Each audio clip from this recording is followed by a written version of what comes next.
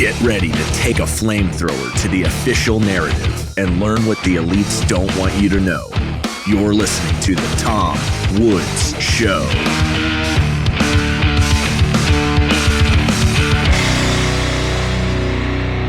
Hey everybody, Tom Woods here. It's episode 2703 of The Tom Woods Show, and it's great to have our old friend CJ Killmer back on the show. He is the host of the Dangerous History podcast, and he puts an awful lot of work into these into episodes that go far, far below the surface.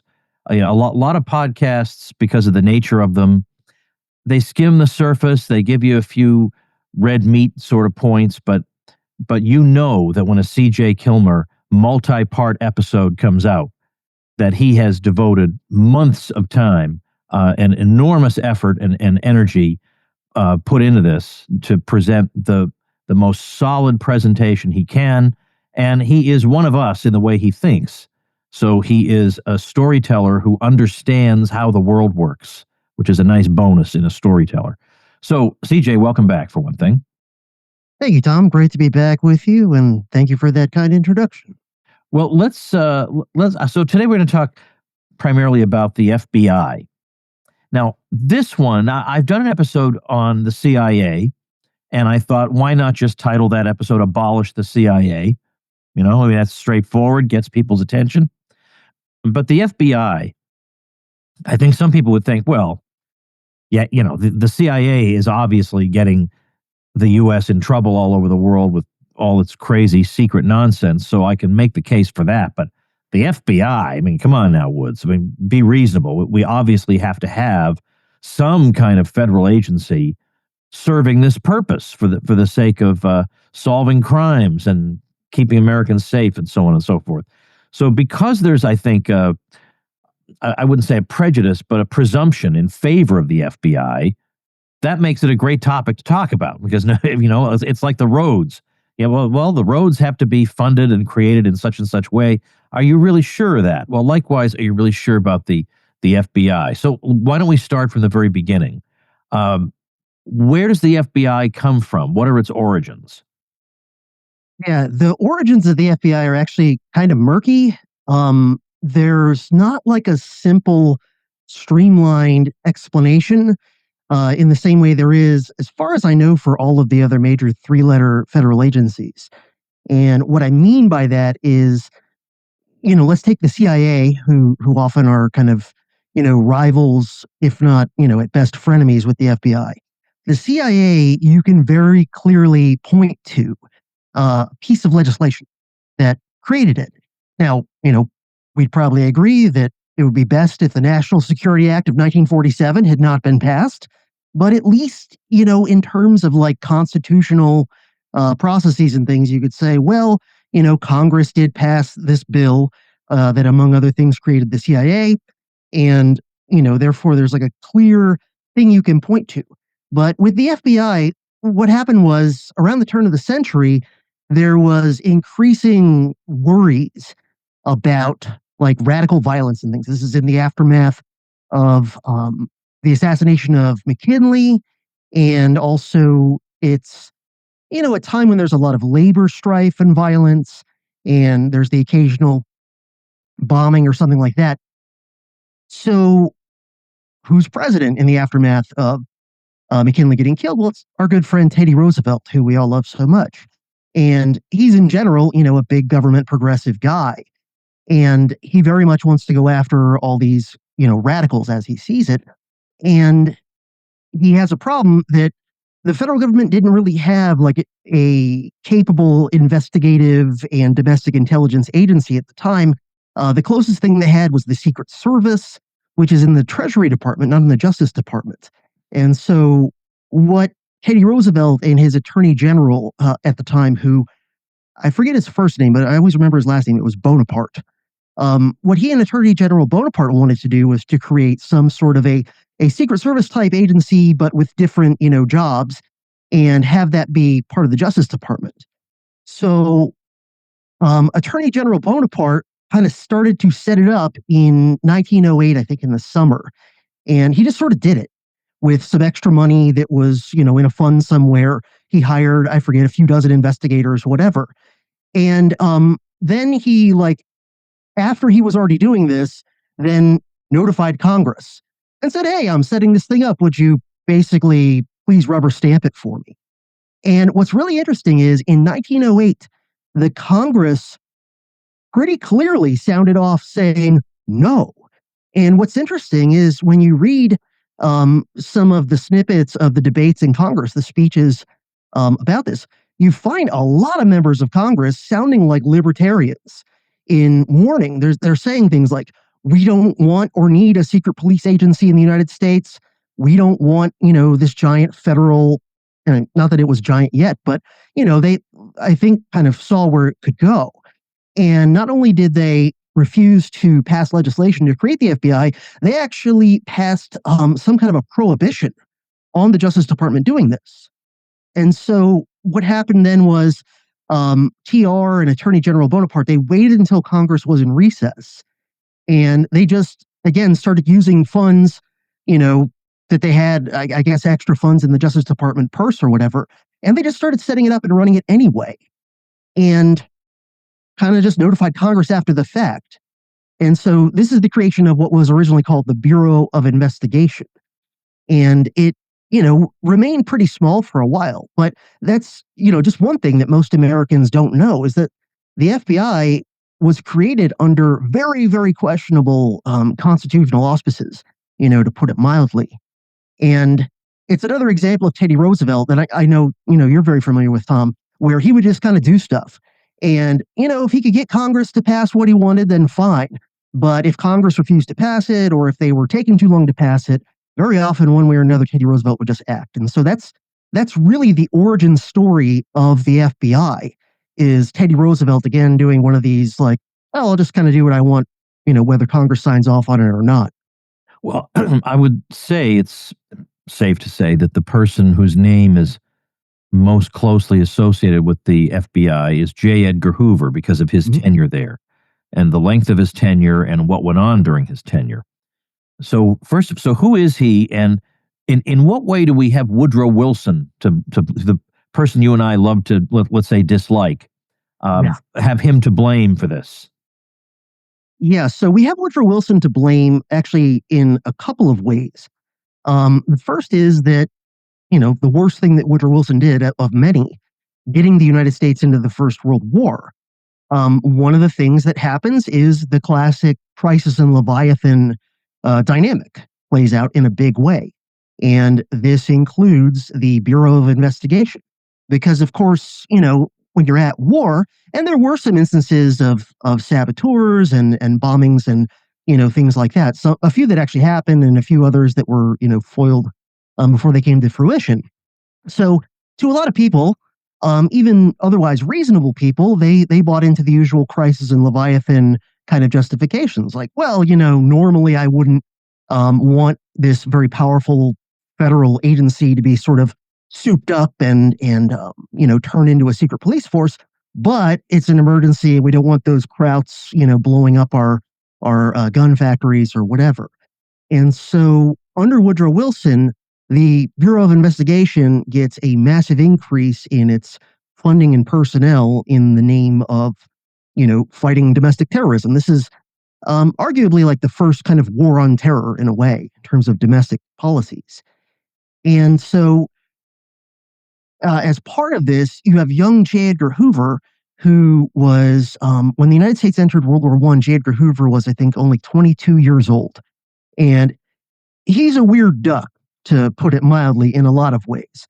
And even if, a lot of the rumors of some of his personal activities are untrue or exaggerated or whatever, he's still kind of just a weird character. He had been born and raised in D.C., lived there his entire life, and actually lived until he was in his 40s with his mother. When she finally died, then, of course, he famously moved in with his assistant and seeming life partner, Clyde Tolson. And he had gone to law school. And I think the only kind of grown-up job he worked before joining the Justice Department was, I think he worked briefly at the Library of Congress or something like this. So he, instead of going off to, fight in Europe in World War I, he decided to fight the enemy within. And he went and volunteered, signed up, joined the Justice Department when they were, hiring as much as they could. And very quickly, he was put to work in what was called the War Emergency Division or something like that at the Justice Department, which was, in charge of the domestic counterintelligence operations and all that.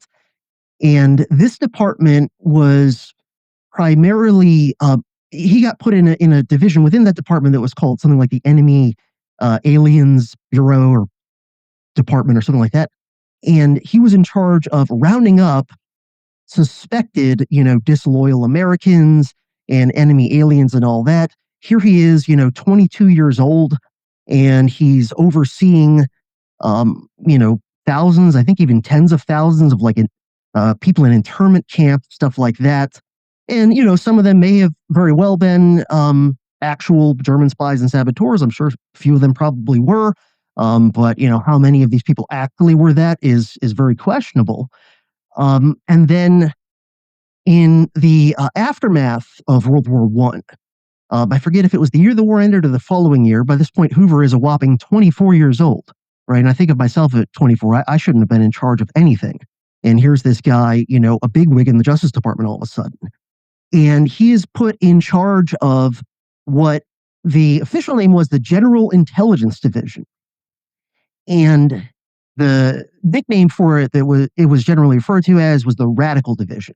And this is the beginning of J. Edgar Hoover's obsession with going after domestic quote unquote radicals, whoever he deemed too far outside the mainstream of American politics, whether they were violent or not, whether they were actually posing any real threat to anybody or not.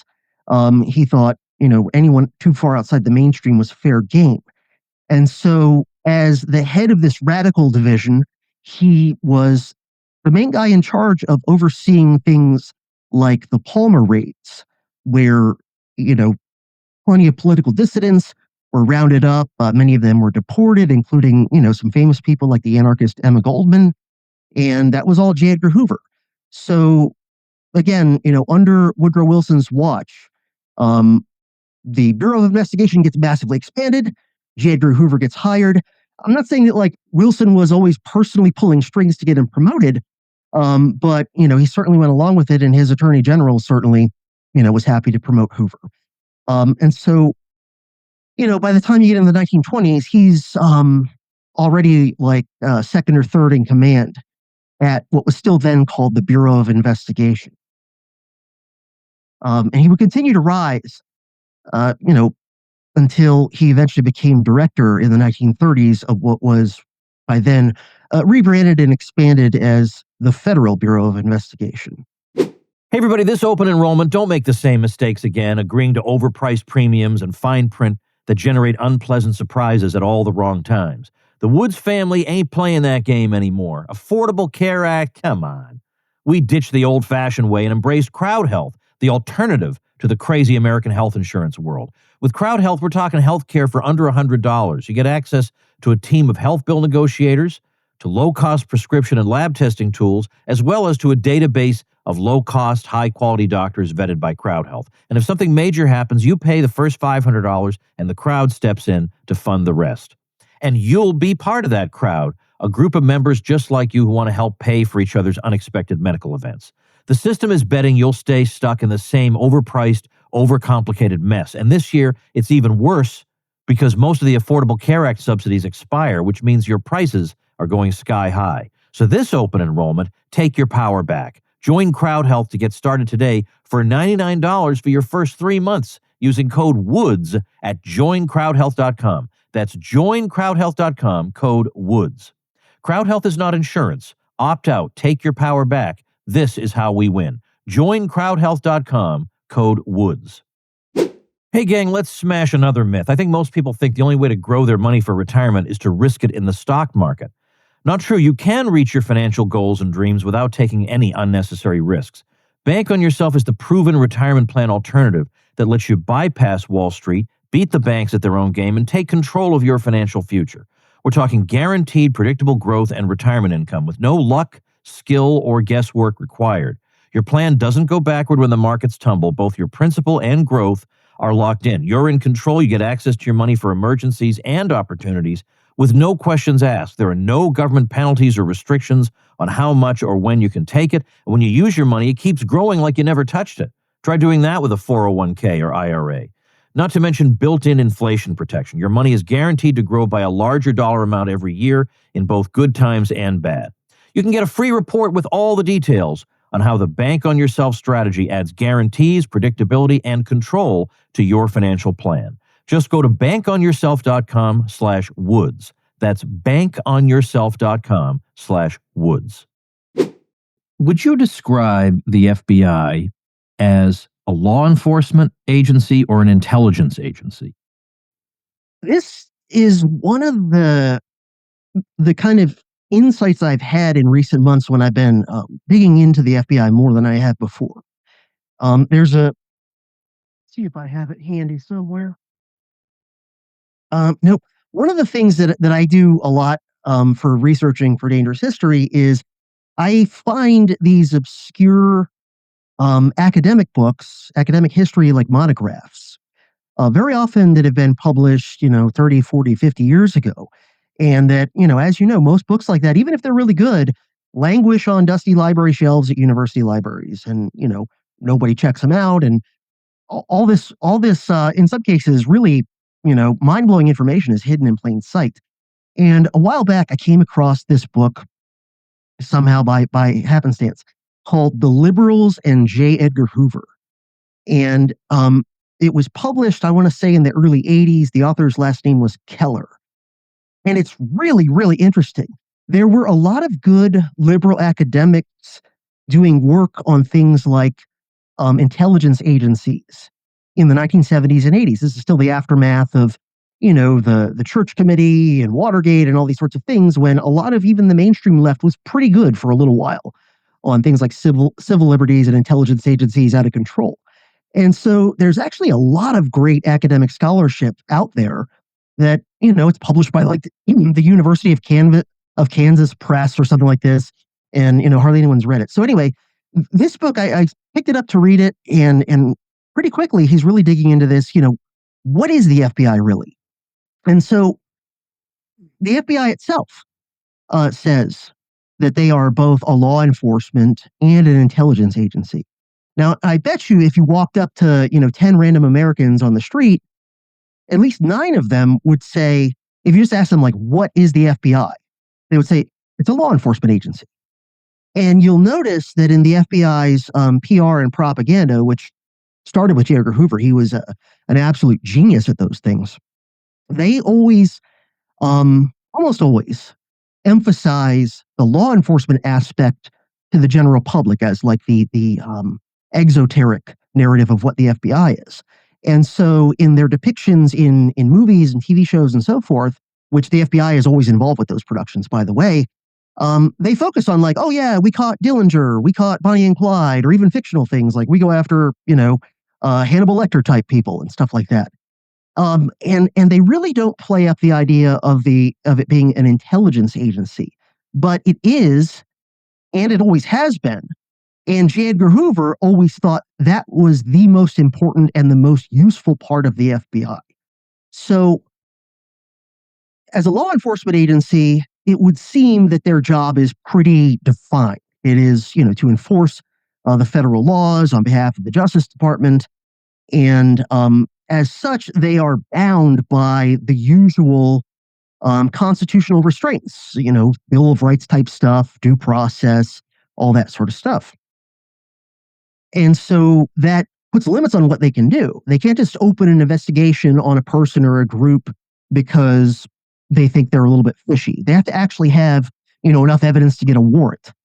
But this intelligence agency side of it, well, they're actually kind of in a way sort of like pre-crime, but for like political radicals and alleged, foreign spies and things like this.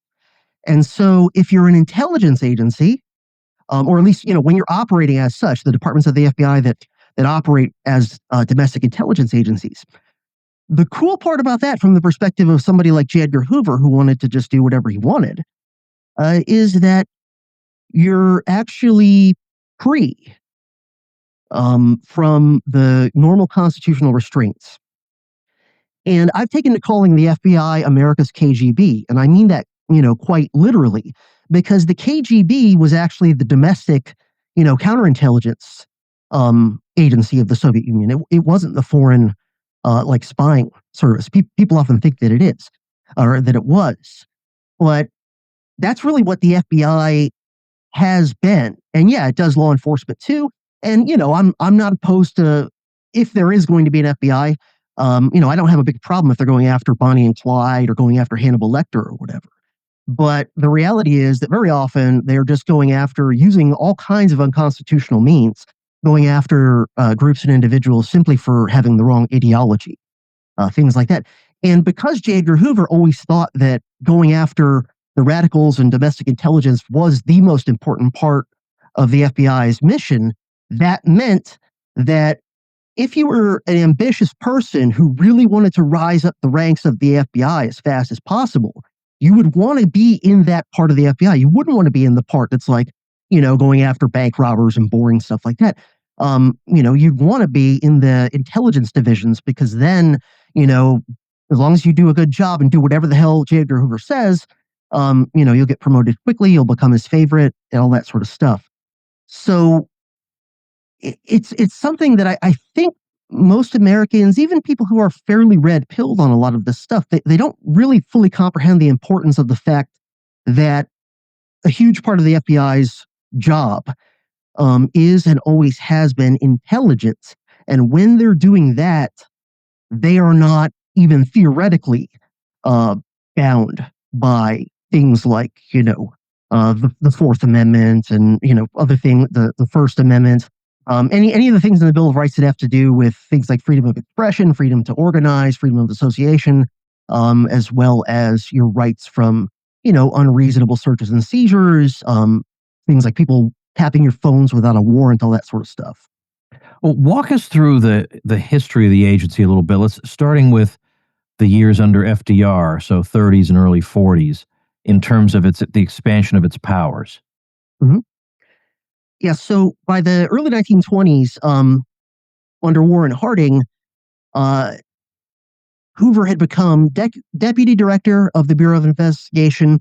Then when the director, I forget if he resigned or died in office, I forget, Hoover became acting director, and then within like a year or two, he was rubber stamped as the director of the Bureau of Investigation.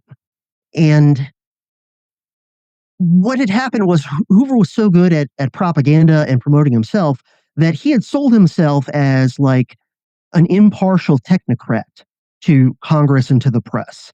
And so it was like, look, I can be trusted with all this, what seems like potentially dangerous power, because I'm just a neutral, objective technocrat who is, trying to catch dangerous people and protect the country and all that. So, even someone like Warren Harding, who, I think you and I both kind of like in a lot of ways, didn't really think too much of Hoover. He kind of thought, well, he did a good job rounding up some dangerous people, in the Palmer raids and whatever. And so he continued on as the director of the Bureau of Investigation until under FDR in the 1930s. And by the way, FDR and Hoover were super close. Out of all the presidents that Hoover served under, and obviously he served under many, FDR may have been the one he was closest with, although he was also very close with both Johnson and Nixon. But FDR really liked the idea of the FBI as an intelligence agency. And in 1935 is when the FBI actually got created from the Bureau of Investigation, got an upgrade, a new name, and of course, additional resources. By the way, another thing that Hoover was a master of was playing Congress and getting funding and getting whatever resources he wanted.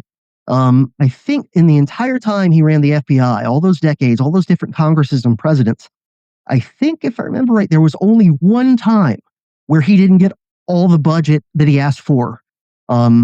in Congress's legislation. Every time, other than that, he got whatever budget he wanted. Sometimes he even got more than he asked for because he was just so good at playing the game. And of course, he probably had dirt on, at least half the members of Congress. So FDR really liked the idea of a domestic intelligence agency that was outside of congressional oversight and really outside of the oversight of anyone except, to some degree, the president. Even the attorney general oftentimes didn't really know at the time what the FBI was up to. A lot of times it was just FDR directly speaking to Hoover. So in the 1930s, again, you've got, some labor strife because of the Depression. You've got, fears of radicals and that sort of thing. And then, of course, as the 30s go on, you've got escalating rivalries in Europe. You've got, the Spanish Civil War and things like that, and then the lead up to World War II. And so FDR, again, became very concerned with, potential spies and saboteurs from Germany and Italy, and eventually Japan too. But he wanted to be able to just sort of start keeping tabs on people. Even before the U.S. was in the war, he wanted to just start compiling, lists of people to round up if, really when, in his plans, we get into World War II. And he had Hoover start doing this. Now, at the time, the Supreme Court was often pretty good on civil liberties things. And so, for example, in the 30s, the Supreme Court actually placed severe restrictions on when the FBI or any other, law enforcement agency could do something like a phone tap, that were very restrictive. And they made very, classic civil liberties, civil libertarian arguments against the government being able to tap your phone and also, read your mail, stuff like that. And FDR wanted the FBI to be able to do all those things. And so what he did was just, in his mind, kind of put it under the rubric of, well, this is intelligence. So if the FBI is conducting a criminal investigation, they have to have some kind of reasonable suspicion even to start it.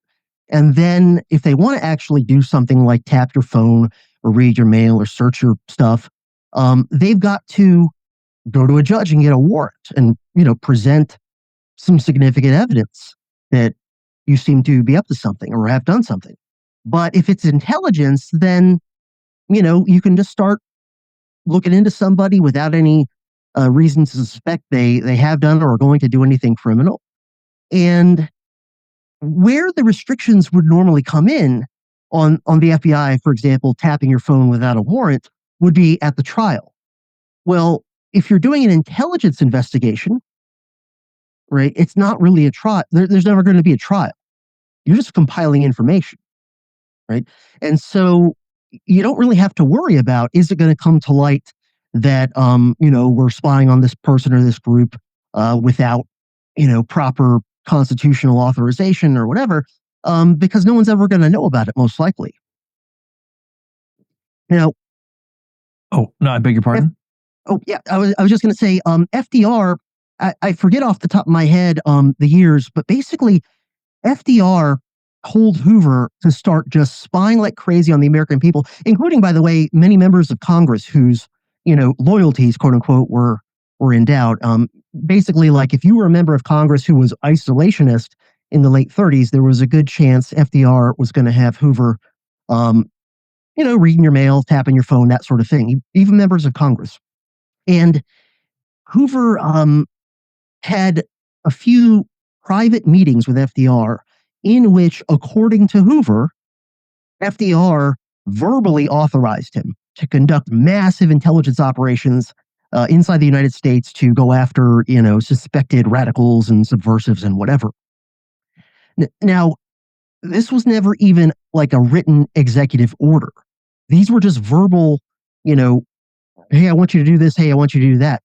But to Hoover, that was sufficient. And in fact, in later decades, like in the 50s and 60s, when on rare occasions, somebody would actually ask Hoover where he got the authority to do, a lot of the stuff he was doing then in the name of like the Red Scare, he would refer to FDR's confidential verbal orders. And he would basically, in his mind, the fact that FDR back in like 1938 said, hey, I want you to go start spying on Americans who you think are suspicious or whatever, in Hoover's mind, like that was enough that in 1964, he could still, be doing those things. So this is another one of those parts of the FBI's history where people just don't understand it. They just don't know it. They kind of have a vague idea that Hoover was off the reservation and going wild a lot, and that's true. But they don't realize like just how tenuous it all was. But the fact of the matter was, most of the American people and even most members of Congress didn't know most of what Hoover was actually doing, and all the presidents he served under were fine with it. So, who was going to stop him? Hey everybody, Tom Woods here with a quick tip for small business owners. If your business isn't showing up online, your competitors are getting the leads, and you're missing out. That's where Persist SEO comes in. For over 15 years, they've been helping local businesses grow through SEO, paid ads, and the latest in AI-powered search optimization, so you stay visible and competitive in the digital age. Whether you're in home services, legal, or healthcare, Persist SEO delivers real results without locking you into long-term contracts or overwhelming you with tech jargon. Visit ineedseo.help or call 770-580-3736 to schedule your free consultation. That's ineedseo.help. Easy to remember, powerful for your small business. Whether you're running a business, doing a side hustle, flipping real estate, or just sick of handing over half your paycheck to evil sociopaths, my friend Matthew Sercely helps you stay smart, compliant, and legally minimize what you pay the IRS. The state wants you to be frightened, unsure of yourself, and unaware of what you're entitled to.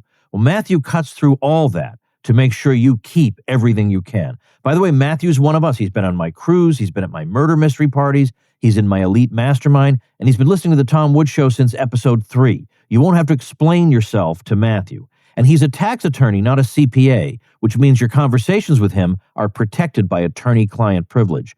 Go to www.agorist.taxadvice.com/woods. That's AGORIST taxadvice.com/woods and grab your free Agorist Tax Toolkit. It's full of powerful tools and templates you can use to get your business in order, track your expenses, and reduce how much the IRS takes from you without crossing any lines. Again, that's agorist.taxadvice.com/woods. Take the first step to keeping what's yours. So how does this grow, get worse, I suppose, in the 50s and 60s? Yeah, so in the 50s and 60s, early phases of the Cold War, you've got the Red Scare, the second Red Scare going on. And under those circumstances, Harry Truman and then Dwight Eisenhower were always, happy to go along with whatever Hoover wanted to do, because again, they believed in the legend of Hoover as this master communist catcher and that sort of thing.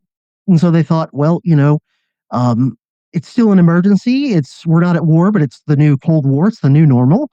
And we've got to have Hoover going out there and, just spying on any kind of like left-wing or radical group whatsoever. And again, using all these means, including things like black bag jobs, right, where an FBI agent just breaks into your home and searches your stuff when you're not there, and reads your mail without a warrant, or taps your phone without a warrant, or bugs your home and any hotels you visit without a warrant. All this stuff just continued to be rampant. And Hoover just had these lists and files. I mean, he had thousands and thousands and thousands of names of suspected radicals and whatever that he would basically have on standby, so that if World War III broke out or anything like that, or if there were just like an uptick in domestic terrorism that was suspected to be tied to Moscow or something, that he could just, at not much more than a click of a button or one phone call, just start having thousands of Americans rounded up without any, charges or just cause. Now, that never happened, but that's what he was preparing for, while he was also, in general, just trying to disrupt these organizations using all sorts of, illegal and unconstitutional means. And what happened in the 50s is that the liberals fell in love with J. Edgar Hoover and the FBI. And again, I'll give credit to this, academic book, The Liberals and J. Edgar Hoover, for really making me understand this for the first time. Because the sort of myth of Hoover is that he was this right winger. And it's very complicated. I believe Herbert Hoover was always a registered independent. And this is part of why he was able to just stay on regardless of who was president. A lot of other reasons too, mostly having to do with his blackmail materials on everybody. But in the 50s,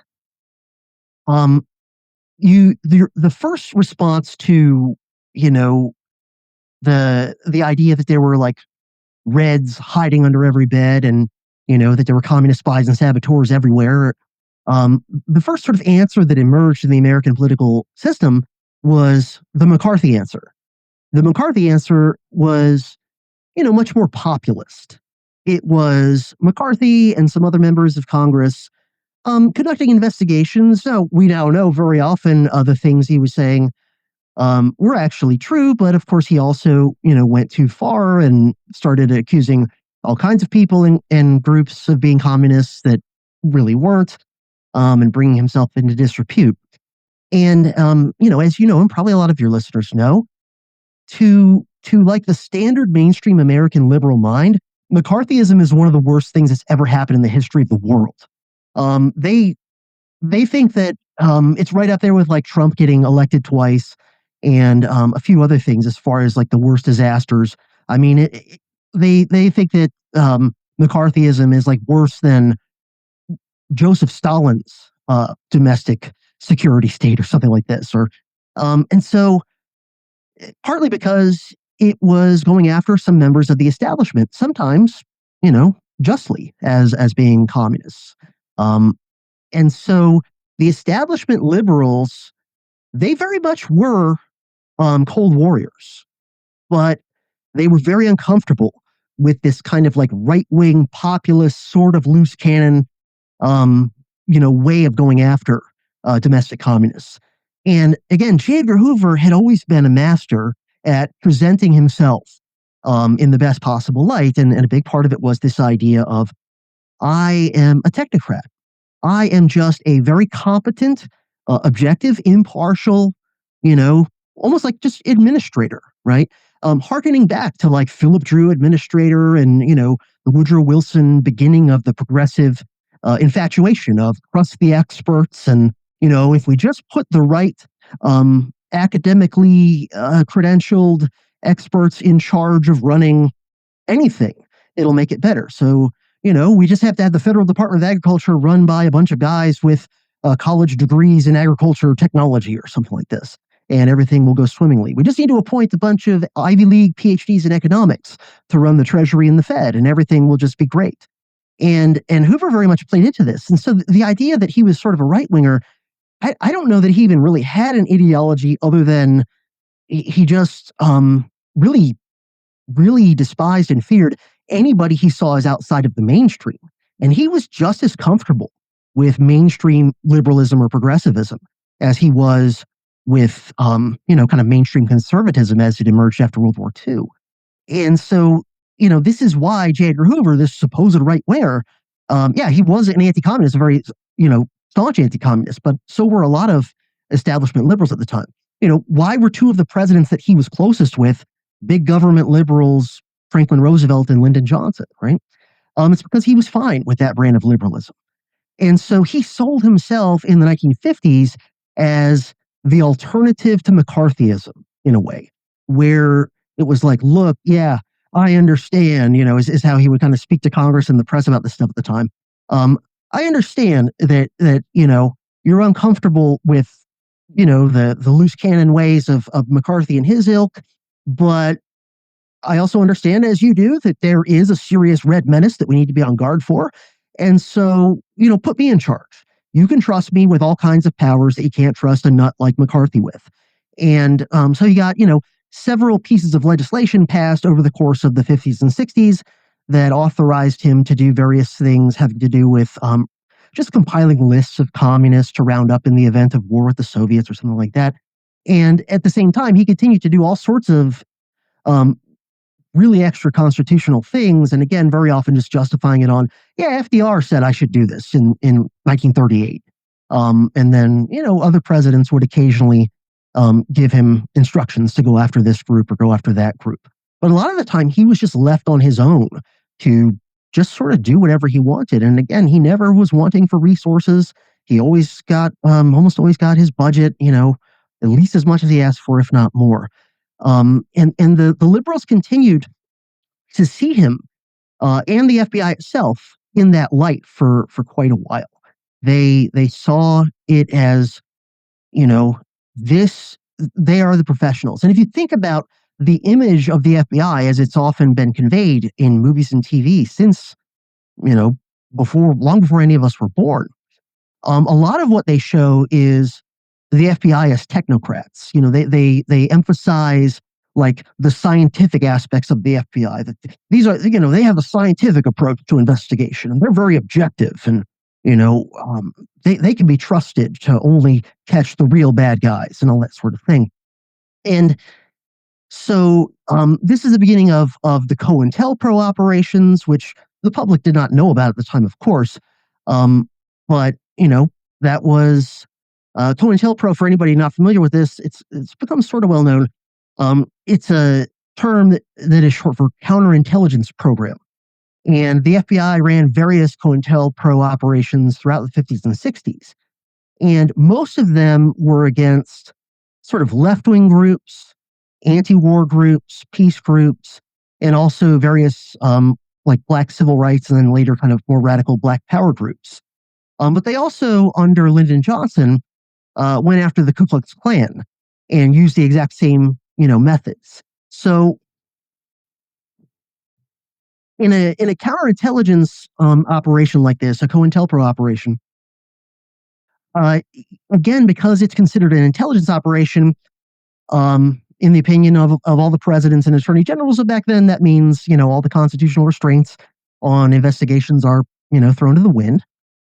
And it also, COINTELPRO went further, though, than a lot of what Hoover had been doing before. A lot of what he'd been doing before was simply just spying on and maybe mildly harassing certain groups and individuals. But under the COINTELPRO operations, they were actively trying to disrupt and destroy any organization that they targeted. So again, everything from anti-war groups to just kind of, further left than mainstream progressivism type groups, civil rights groups, and then the Ku Klux Klan as well. And, some of these groups were violent. Like the Ku Klux Klan in the 50s and 60s was no joke. It's not like the Klan today where, it's largely paper tiger. They were, blowing stuff up and killing people and whatever like that. But some of the left-wing groups he went after were violent as well. But it didn't matter, though, if the group was violent or not. So he was just as happy to go after and try to discredit and destroy totally peaceful activists and groups who, explicitly advocated nonviolence. And they would use tactics like, infiltration, buying off informants and saboteurs from within the group. They would use all the usual black bag spying operations to get information, reading their mail, tapping their phone, bugging people's homes and hotel rooms and the like. They would also compile dirt on people. Famously, Hoover captured audio evidence of Martin Luther King Jr. Having at least one affair. And this was due to a bug in his hotel room that, there was no real legal authorization for, but it was an intelligence operation, so you don't need that. And also, one of Hoover's top henchmen at the time, I forget his name off the top of my head, actually tried to get Martin Luther King to commit suicide based on this. Wrote a letter, like a blackmail letter, but it wasn't asking for any money or whatever. It said something like, oh, King, I know that you're this, despicable scumbag and whatever, and the only way out is to kill yourself. This was written by like one of the top FBI agents in the intelligence division at the time, to Martin Luther King Jr., who, yeah, he's got all kinds of flaws and things that we could criticize about him and whatever, but, a peaceful guy. Certainly, the idea that the FBI is spying on his sex life and then trying to get him to commit suicide based on that information, that's not at all in keeping with the image of the FBI that we're normally given. Well, okay, yeah, but I mean, but let's also add, CJ, so that it's a little more, so that people today listening can feel like this is more applicable to them, that we live in an atmosphere in which half the country is being compared to Ku Klux Klansmen all the time. So if it seems like, oh, this is all ancient history, or, that a group like that had it coming to them, well, maybe they did. But what happens now that you have this agency that's built up all these powers and all this prestige among the public that can now indulge these crazy fantasies that half the country is white supremacists who are, on the liable to commit violence at any moment? Would you like to have a lawless agency like this that operates in secret, infiltrating those groups? How do you feel about that? I mean, to me, that's the significance of this for today. Yeah, for sure. Well, by the late 60s, early 70s, Hoover and the FBI were increasingly becoming, coming into disrepute with American liberals, because things were starting to come out about some of his shadier activities. And this culminated with the famous incidents in 1971 or 2, where a bunch of just sort of like activists burglarized an FBI office in Pennsylvania that surprisingly had almost no security, and they got their hands on a huge amount of Hoover's files and then shared them with the public. And then in the 70s, you have things like the Church Committee and other investigations that exposed more of the FBI's, dirty laundry. And there were some reforms and personnel changes that, at least in the short run, did some good to rein things in a bit. But by the 1990s, if not a bit earlier, the FBI was making a strong comeback, especially under Bill Clinton. A lot of his federal law enforcement actions and Janet Reno and all that. So the FBI was already in the 90s starting to get more power and resources again, and to rebuild its image, including with liberals. Because after all, Bill Clinton and Janet Reno are in charge of it. So we should trust it when they say we need to go after this group or that group. We need to, light up the Branch Davidians. And then 9/11 was, a huge crisis and Leviathan event. And yeah, the FBI always thrives on enemies, real or imagined, and very often they're way more imagined. 10 imagined for every one real, if not more. And they just keep getting, more and more power, to the point where they have so much more power than they ever did under J. Edgar Hoover, for a variety of reasons, including just technology. If J. Edgar Hoover wanted to spy on you, he had to send a guy to break into your house and to grab your mail and to tap your phone or whatever. Now they can, spy on almost everything you do electronically, because we're all online. And those COINTELPRO, strategies where you infiltrate a group with either an FBI agent or some informant that you've, gotten under your control through bribery or blackmail, and you just try and destroy the group. And you try and get it to do violence. If it's a group that's not actually leaning towards violence, you try to get them to lean towards violence. And that's why there's the old cliche of, as soon as somebody in a group starts saying, hey, let's go, blow up this or burn down that, the smart people in the group go, fed, right? There's a reason for that.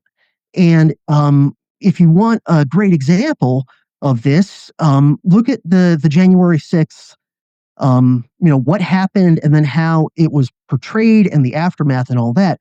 And many people, myself included, who know a bit about this stuff, right away looked at January 6th and the people who entered the Capitol and all that and said, something's fishy. I think that's agents provocateur, things like that. And then you had under Biden, where a rare instance of Ted Cruz doing the right thing.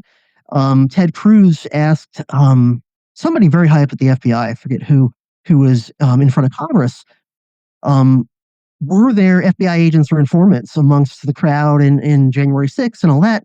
And she said, I cannot answer that. And that's saying yes, because if the answer was actually no, she would just say no. We all know that.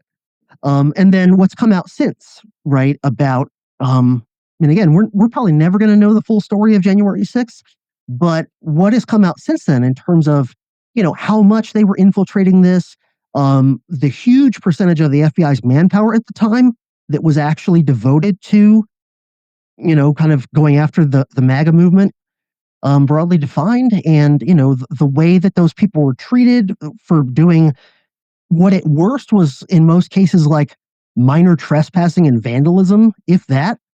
And they were treated like terrorists and all this. And the thing about the FBI is they'll switch who the boogeyman is, both depending on kind of like what's, in the zeitgeist of the time, but also who's the dominant party at the time. So, when the Democrats were in control, they would talk more about the radical rights and all this sort of stuff. Now the Republicans are in control and they're like, oh yeah, they went too far going after, the MAGA groups. But they're like, but we need to crack down more on, Islamic terrorism and, we need to crack down more on anyone, look into anyone who's too critical of Israel or anyone who's too critical of the Trump administration, all these sorts of things. And so, they can always find an enemy that fits like what people believe currently about what the threats are, and also that fits in with whatever party is dominant. And so the idea that that liberals often have today, I think, is the FBI was bad under J. Edgar Hoover because Hoover was just a bad guy. And thankfully he died and we replaced him with actual real technocrat experts who just run the FBI objectively. And so everything's been kosher ever since. This is like the classic bad apple thing. Like when people will say like, oh, Nixon was so bad. And, this is a way to then by implication say, but all the other presidents have been at least decent, if not great. They do this with Hoover in regard to the FBI. And so liberals will sort of, see it as ever since we got rid of Hoover, the FBI has been mostly great. And then, now they're just scared because Trump's in charge of it again. And the conservatives, the mainstream blue-pilled conservatives who don't know the truth about the FBI, they often seem to think that the FBI was this neutral, technocratic, impartial protector of America.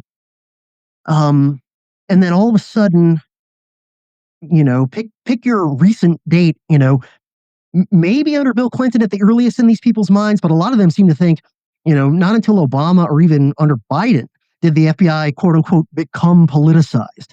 And so that's why a lot of mainstream conservatives today, I think, have this idea of, not let's drastically reform or rein in the FBI or even abolish it. Instead, they're just, let's redirect it, to the right threats, and make it, objective again. And, the point I'm trying to make in my coverage of the FBI, and, I haven't put out the episodes I'm working on this yet, but it'll be coming in the relatively near future. The point I'm trying to make is the FBI has always been politicized. It has never been this objective technocratic thing. And that, yes, J. Edgar Hoover absolutely was, a terrible person and a monster when it comes to, basic civil liberties and all this. But the idea that like we should just personalize it, that's like saying, we just have a bad king. Let's have a good king, instead of saying, well, maybe we should question whether we should have a king.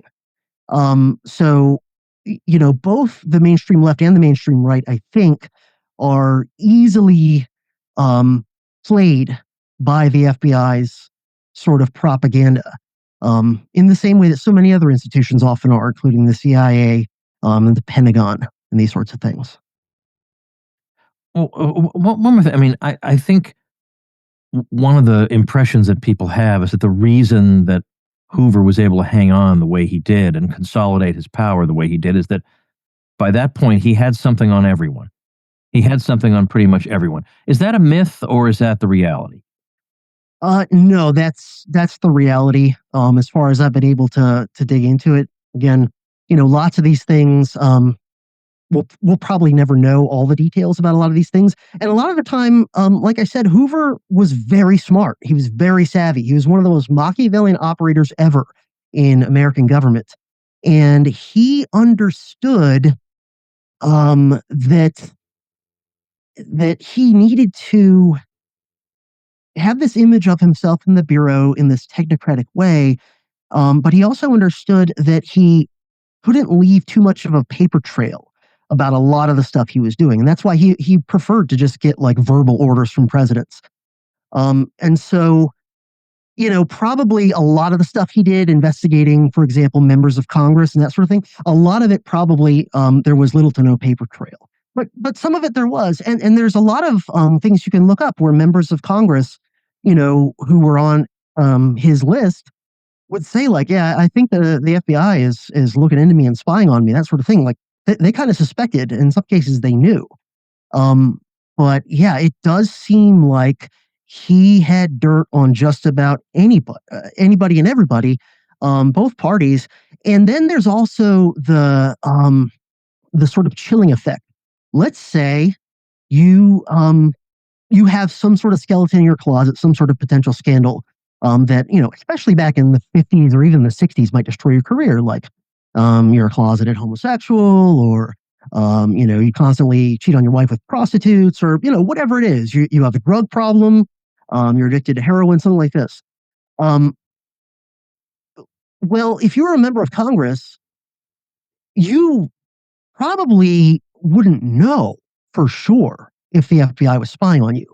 Now, if you found like things moved around and found a bug in your house, you would know like who that was from. But let's say like you never really found any evidence that the FBI had been spying on you or anything like that, but you're a member of Congress and you have some kind of dirt.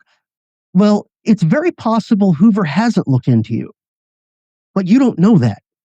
And so it creates this chilling effect where nobody knows for sure what Hoover might have on you. And let's face it, the types of people who go to Congress, vast majority of them, especially if they stick around there a long time and rise to important, positions, these are not good people.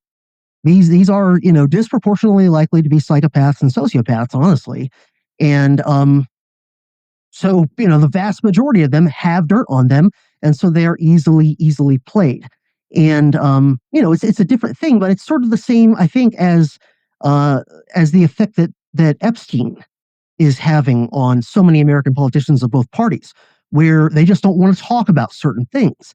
And, they have to be wondering, do they know that I went to the island one time or whatever it is? It's the same sort of principle where not knowing has the exact same effect as knowing for sure that Hoover is spying on you.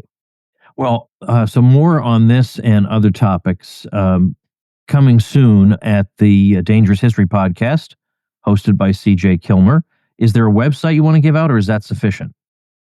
Yeah, you can go to dangeroushistorypodcast.com, or you can search for Dangerous History wherever you consume your podcasts. You can also go to patreon.com/PROFCJ to get hundreds more hours of stuff that is not available to the general public. Terrific. All right. Well, and you and I are both, no, sorry, I take that back. I'm not a contributor at all. You're a contributor to the Scott Horton Academy, which is something very much worth checking out, scotthortonacademy.com. But don't do that until you've listened to your first episode of the Dangerous History podcast. But you will find the great CJ Killmer over there as well. So CJ, thanks so much. Thank you, Tom. And thank you, ladies and gentlemen. Make yourself and those you love less vulnerable to the regime, both mentally and physically. Get more forbidden information at tomsfreebooks.com, and be sure to subscribe to the show wherever you listen. See you next time.